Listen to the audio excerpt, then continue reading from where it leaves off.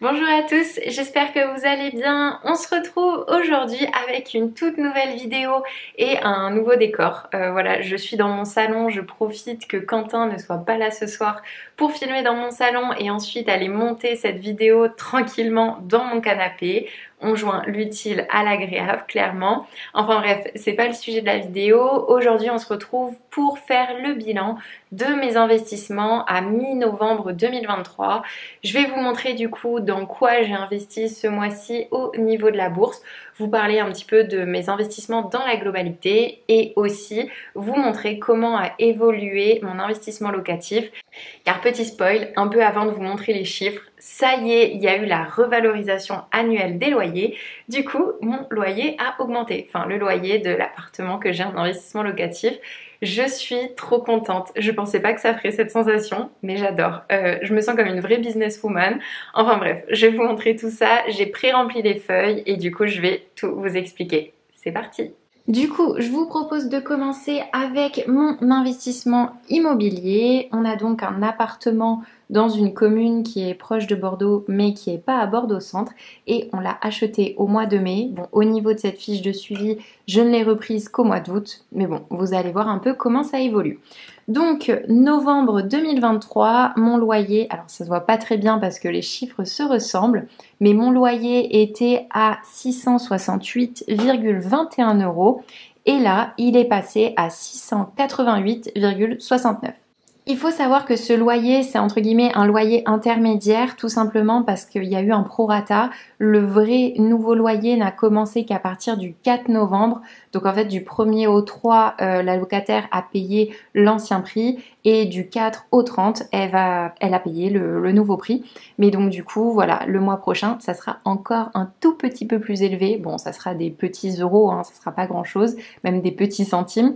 Mais bon, trop chouette. Pour ceux qui ne connaissent pas l'indice de revalorisation annuelle des loyers, c'est quoi? En fait, c'est tous les ans, l'État va sortir cet indice et va vous permettre d'augmenter votre loyer. Ça va être uniquement dans les zones tendues. Donc vu que moi je suis en périphérie de Bordeaux, je n'ai pas le droit d'augmenter le loyer comme je veux. Je suis obligée de suivre cet indice. Je peux soit le suivre, soit ne pas le suivre. Ça, je suis 100% libre. Bon, nous, étant donné que le loyer n'est pas très cher, on a décidé de l'augmenter. On s'est dit que tant qu'on n'atteignait pas les 700 €, de toute façon, on continuerait à l'augmenter. Et attention à tous les bailleurs, quand vous faites votre bail avec votre locataire, notez bien que votre loyer est soumis à l'indice de revalorisation des loyers parce que sinon, même si vous êtes en zone tendue et que si jamais ce n'est pas écrit sur le bail, vous ne pourrez pas le faire. Donc voilà. Au niveau du remboursement du crédit, la différence commence à être de plus en plus petite et au fur et à mesure des années, normalement, ça devrait progresser dans le bon sens. On a donc 873,53 € de remboursement. On a notre assurance emprunteur à Quentin et moi à 18,33, sachant qu'on est à 50-50 et qu'on n'a pas pris tout ce qui est chômage, etc.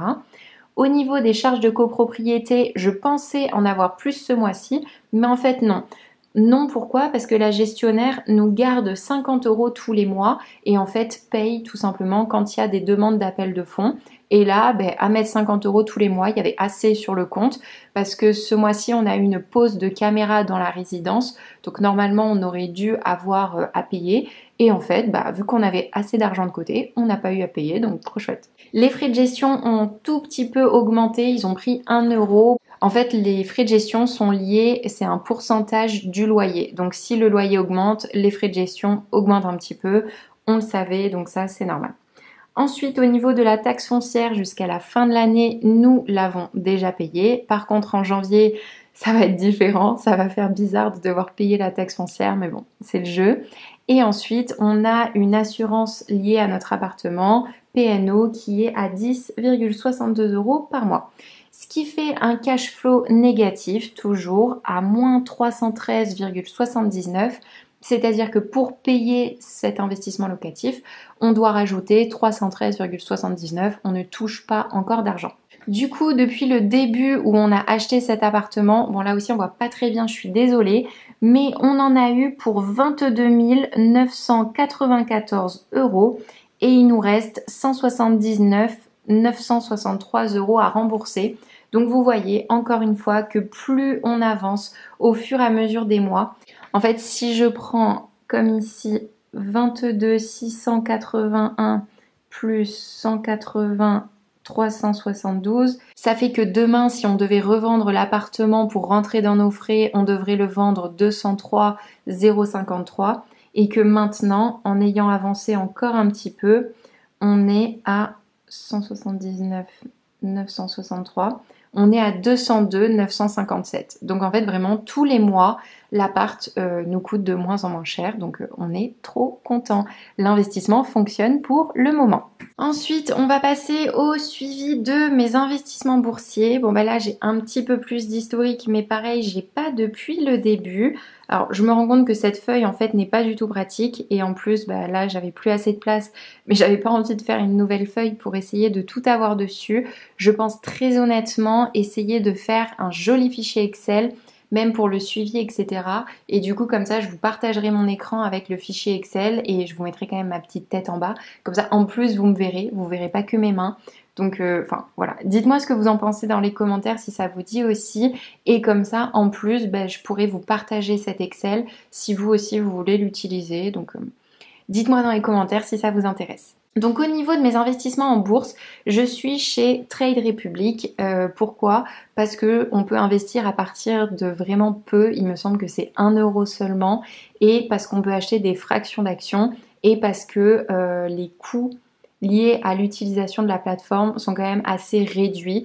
Par contre, attention, je suis soumise à impôts et à déduction fiscale. Donc voilà. Mais bon, j'adore Trade Republic, je trouve qu'il y a plein d'outils pour analyser, donc c'est pour ça que je reste dessus.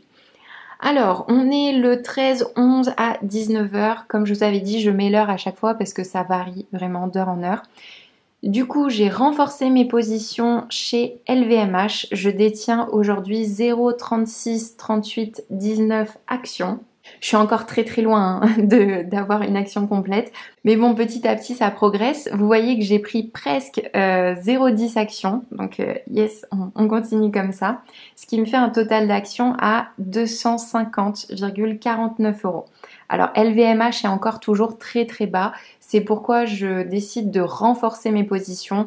Je crois vraiment que la société va se redresser dans les prochains mois.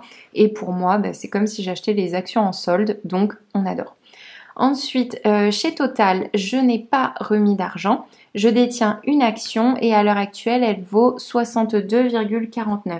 Si on compare avec le mois dernier, bon, ça a un tout petit peu baissé, mais c'est vraiment minime, donc très contente. Chez Veolia Environnement, du coup, je détiens 4 actions. Je n'ai pas mis plus pour un total de 106,88 euros. Bon, vous voyez que Veolia est en train de remonter. Bon, le problème de Veolia, alors c'est très très bien, je suis très contente parce que les actions coûtent pas très cher, c'est à peu près 25 euros. Par contre, ils ne payent les dividendes qu'une fois par an, une fois au mois de mai. Et bien sûr, quand est-ce que je me suis mis en bourse? Au mois de mai. Du coup, je n'ai jamais touché de dividendes encore chez Veolia. J'ai vraiment hâte parce qu'avec 4 actions, je me dis ça va être pas mal. Ensuite, je détiens des actions chez Merck. Je n'ai pas renforcé mes positions. Je n'ai pas une action complète parce qu'elle coûte trop cher.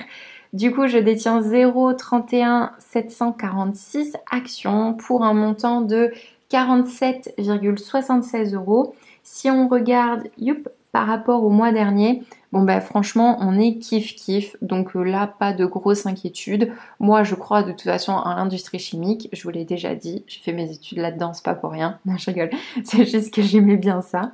Mais voilà, Merck c'est pareil, il me semble qu'il paye une fois par an et c'est pas encore. Par contre, si je vous ai pas dit, mais LVMH paye 2 fois par an. Du coup, normalement, sur le mois prochain, en décembre, je devrais toucher mes premières dividendes liées à LVMH. Trop hâte. Et pour finir, j'ai un PEA sur Boursorama. De toute façon, j'ai des codes de parrainage que je vous mettrai dans la barre de description pour Boursorama et Trade Republic.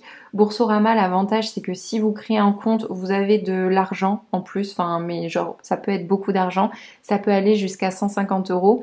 Donc si vous voulez créer un PEA dessus, faites-le. La différence entre du coup Trade Republic et Boursorama, c'est que Boursorama c'est un PEA, un plan d'épargne action. Du coup j'ai moins de charges liées à l'argent que je gagne avec les actions. Voilà.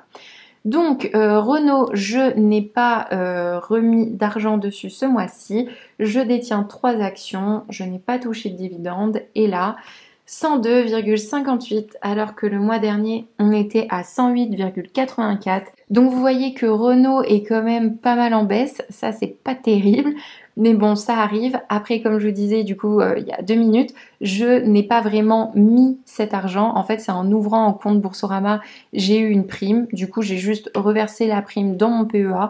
Donc en fait, déjà ces 102 euros, c'est clairement que du bonus. Si un jour ça me rapporte quelque chose, je serai très contente. Et si je les perds, bah tant pis. Voilà du coup pour le bilan de mes investissements. Si vous avez des questions, n'hésitez pas à me les dire dans les commentaires. Si vous avez aimé cette vidéo, n'hésitez pas à mettre un petit pouce bleu. Et on se retrouve très prochainement pour la vidéo qui, je pense, vous plaît le plus sur ma chaîne. La vidéo budget d'abonnés. Vous allez voir encore un nouveau type de profil d'abonné qui peut-être pourra vous aider à vous identifier à travers son budget et vous aider. Donc voilà. Écoutez, je vous souhaite une très très bonne journée et je vous dis à la prochaine pour une toute nouvelle vidéo. Salut!